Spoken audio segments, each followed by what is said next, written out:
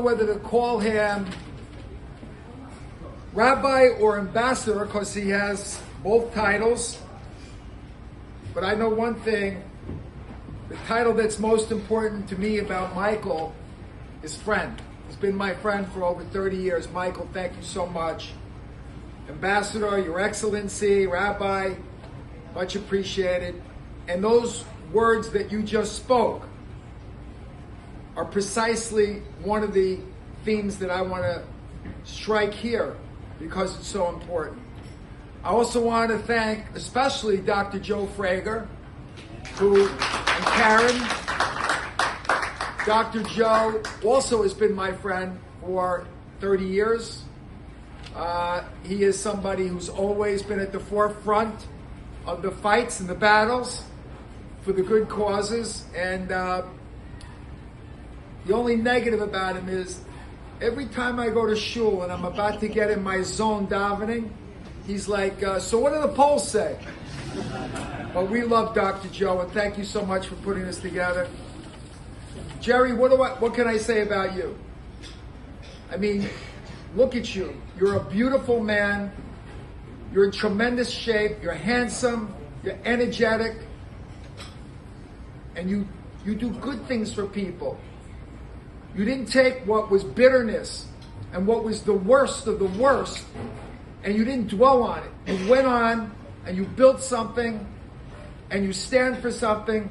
So thank you so much, Jerry, for joining with us today. Let's hear it for Jerry one more time. I want to thank my neighbors, the Kestenbaums.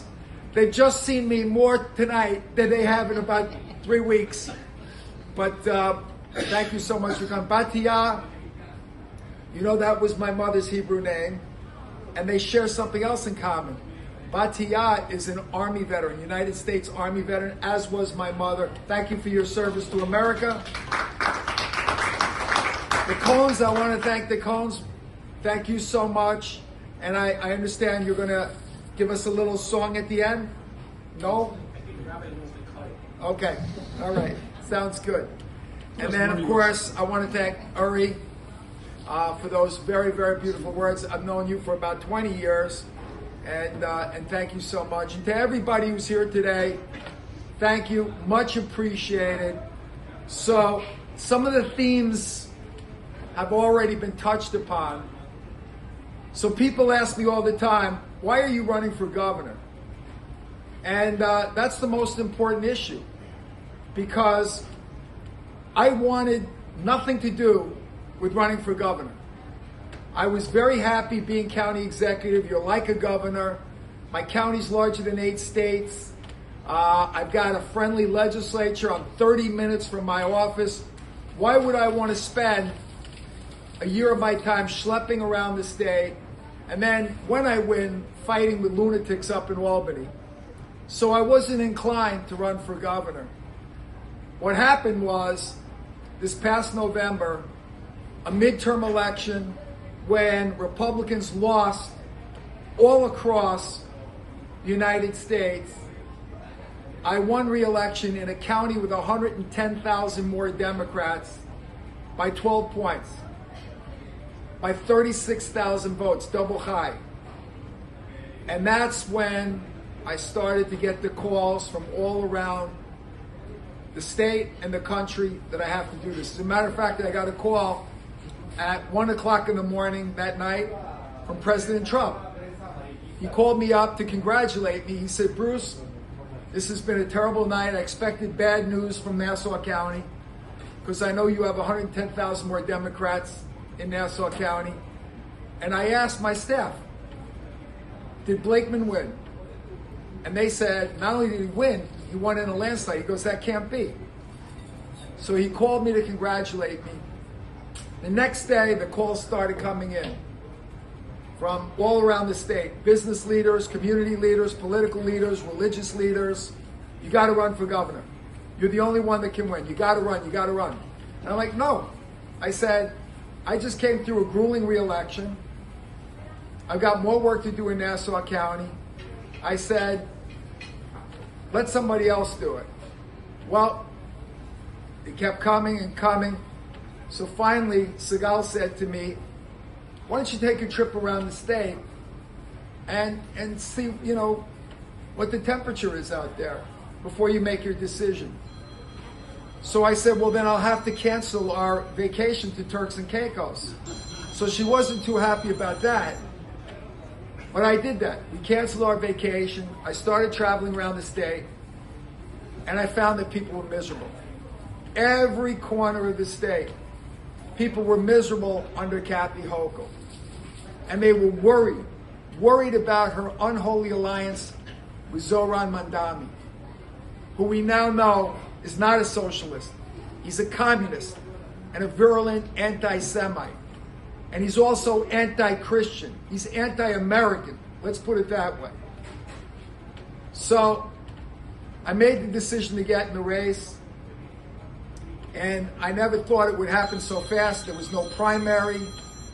I basically got in, and within 3 weeks, I was the nominee of my party.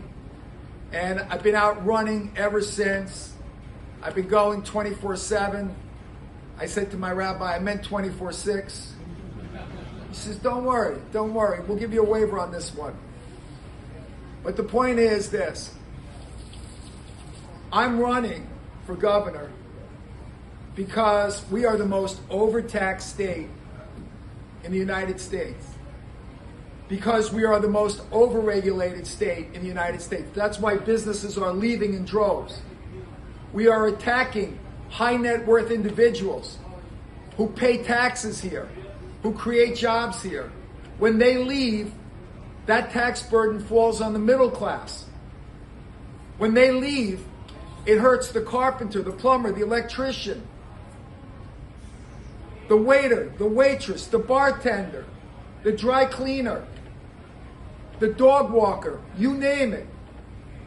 When these high net worth individuals who are being chased out of our state leave, they take all that wealth with them. And it hurts everybody, especially the middle class. And then I found out that we are the highest utility rates in America. We are 70% higher than the national average. 70% higher. How could that be? Look at your electric bill. Most of your payment goes for energy. Only 30% of your electric payment goes for energy. The rest goes for more taxes on your electric bill, high delivery costs, that's the way to high tax hikes, rate hikes, and the green energy scam, where we invest billions of dollars of your money in science projects that produce very little energy. They're very costly. Kathy Hochul is giving out billions of dollars to these people who are building solar farms in upstate New York. I went to a solar farm in upstate New York. It was covered in snow. I said to somebody who lived there, I said, how long has this been under snow? They said, only about 3 or 4 months. It's a scam. These people get paid a lot of money to take up rich farmland, put these solar panels in, all made in China, by the way. And what happens? Produce no energy. But they get subsidies, and they get money, and they get these lucrative contracts, or 60-story wind turbines out in the middle of the ocean. What Michigan would build in the middle of the ocean? It can't be more expensive. You got to barge everything in. We got some builders here, some developers. Can you imagine how expensive already it is to build in the middle of the ocean? So it's a scam. I'll get rid of that when I become governor. I will cut the electric bills in half. We are sitting on one of the largest natural gas reserves in the world in New York, in the southern tier of New York. And just across the border, in the same reserve, they're driving brand new Cadillac Escalades. On our side of the border, they're driving 25-year-old rusted out pickup trucks because Kathy Hochul won't let us extract that natural gas. You increase the supply, it brings the cost down. But it doesn't fit into her narrative because she doesn't want natural gas. Remember when that was a clean energy 10 years ago and all our buses had to be put on natural gas? Now it's an unclean energy because Kathy Hochul says so. Jerry, you don't have electric stoves in here, right? You got gas stoves. Every restaurant has a gas stove. Most homes have a gas stove. Kathy Hochul wants to take that away from you. She wants to make your homes all electric, but she doesn't have a plan to increase the grid. So her and Zohran Mandami, while they're sitting in 68-degree offices, tell you you got to turn your thermostat to 78 degrees. And Kathy Hochul is the most pro-criminal governor in the United States. Cashless bail, raise the age, to halt that. Now she has aligned herself with the mayor of the city of New York, Zohran Mandami, the commie. This guy wants to take your property away. He wants to take everything that you work for away from you. This is a guy who is un-American. He doesn't share our values. He talks about collectivism. That's not socialism. That's communism. He denigrates property rights. The United States of America has created more prosperity than any country in the history of the world through capitalism, through the Judeo-Christian work ethic, that if you worked hard and you applied yourself and you stayed at it, you got to keep your rewards. They want to take it away. They want everybody to live in squalor. They are ruining affordable housing in New York City. They've made it less affordable. Between the taxes, the electric rates, and now not building more housing, because who would build more housing in a place that doesn't let the landlords at least make a 2% profit? So we need a governor who's going to keep him in check. Like I said, he's an anti-Semite. He stands with people who say river to the sea. You know what that means. And by the way, I tell my Christian friends all the time, the Jews are the appetizer. You're the main course. Think about the fact that at the Puerto Rican Day breakfast that was held every single year by every mayor in New York City, he canceled it. The rumor is that he canceled it because he didn't want Christian pastors in his home at Gracie Mansion. So you know who sponsored it? Me. I sponsored the breakfast. When he talks about, he just put out a map of important places of immigration. What are those places? The Little Palestine, but no Little Italy. There's two Little Italies, one in the Bronx on Arthur Avenue, one in Mott Mulberry Street in Lower Manhattan. He left that off. He left Little Odessa off. Has anybody here heard of Little Palestine? I have never heard. I'm a New Yorker my whole life. I've never heard it, but that made the map. And the fact of the matter is, he is mayor of this city, and he doesn't go to the inauguration of the Archbishop, the new Archbishop of our city. It's not just the Jews. He has a bias against Christians. He doesn't like us. And that is the message we have to get out. It's not just about us. Like I said, we're the appetizer. And when you talk about this last election, someone like Chevalier, the fact that Kathy Hochul can't say anything bad about her is a disgrace. It's alarming. As Michael said, this is the 1930s all over again. They want to enslave all of us, have us all live in squalor. As Winston Churchill said, socialism is nothing more than shared misery. They want to make everybody miserable. Kathy Hochul has made us all miserable. Zohran Mandami, he's dangerous. And she endorsed him and he endorsed her. That's why I'm in this race. For our children and our grandchildren. We need to save our state. We are number 50 in economic outlook. 50. It's a national embarrassment. The once great empire state. Our outlook is number 50 out of 50 states. It's a disgrace. And that's why we're going to win. Because people have had enough. Young people are smartening up. They may have voted for Zohran Mamdani as a protest vote, but now they realize he promised them free bus fare. How'd that work out? Instead of a free bus ride, now they got a bus hike, a fare hike. They're liars. They want to compete with grocery stores in the Bronx. Hardworking people in the Bronx invested everything. Worked 14 hours a day to build supermarkets and bodegas in the Bronx. He wants to put a city-owned supermarket to compete with them and put them out of business. These are the reasons why I'm running for governor. Because I can change all that. Nassau County, I've hired over 900 new law enforcement professionals. New ones. U.S. News and World Report says we're the safest county in America. I haven't raised taxes a penny in 4 years. I've gotten 7 bond upgrades. We've had 4 budget surpluses. People in Nassau County are happy. And that's why I won re-election in a landslide. But people in this state are miserable. They want more. They want opportunity. What about our young people?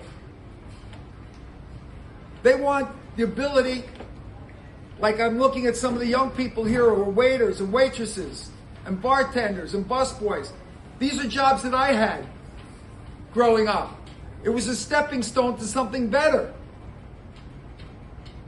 But they want to take all the opportunity away and make everybody miserable. So, we're in this battle. I want to thank each and every one of you for participating in the battle with me, but we have a lot more work to do. A lot more work. I am up against a Democrat socialist machine that's going to be funded by people who don't live in New York State, don't care about New York State. They just want their philosophy of making everybody miserable so they can control every aspect of our life. Where they want men in girls' locker rooms and bathrooms. Where they call parents, moms and dads, gestating and non-gestating parents. Think about that. It's a denigration of mothers and fathers. The 10 Commandments say, honor thy father and mother, not thy gestating and non-gestating parent. It's funny to some extent, but it's tragic on the other side of it because it shows how they want to destroy our Judeo-Christian heritage here in America. This is an attack on all of us. So, again, we're in this fight, and we're going to win. The last poll that came out, an independent poll, had me 6 points behind. If I'm 6 points behind now, we're going to win this thing. We are going to win. I'm heading right after this over to Brooklyn. I'm going to meet with some people in Brooklyn that are big-time Democrats. They don't like the way their party's going. They want to meet with me because they said, unless you stop Zohran Mamdani, our party is going down the tubes. So, we never thought we would say this, but you're our last hope. You're the guy that could save the Democratic Party. Can you believe that? A Republican. But think about it. This isn't the Democratic Party of Daniel Patrick Moynihan. This is the Democratic Party of Karl Marx and Lenin and Stalin and Mao Zedong. So the fact of the matter is, the battle is not for us. It's for our children and our grandchildren. What kind of world are we going to leave them? You know your parents and your grandparents, like every other generation in America, wanted their kids to do a little better than they did. And they worked hard. None of us in this room can say, with a straight face to our kids and our grandkids, you're going to have a better life in New York State than I had, unless we win this race. So, again, thank you so much. I appreciate everything you've done. Please excuse me if I have to run out, but I have this important meeting, and I'm telling you right now, we are building a coalition of independent voters, common sense Democrats, Republicans and conservatives. I have an independent line now. They said there's no way I would be able to get an independent line. I needed 45,000 signatures. We got 66,000 signatures. So now we have an independent line. For those few people who couldn't vote on the Republican or conservative line, rather than stay home, we have a reason for them to get out and actually vote on our vote affordable new party that we formed. So again, Toda Rabbah. May Hashem bless you all. May Hashem bless the United States of America. Thank you.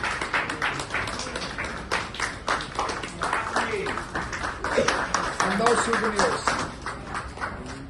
Well said. Thank you, Jerry. Thank you very much. Very well done. Great. Appreciate it. Thank you.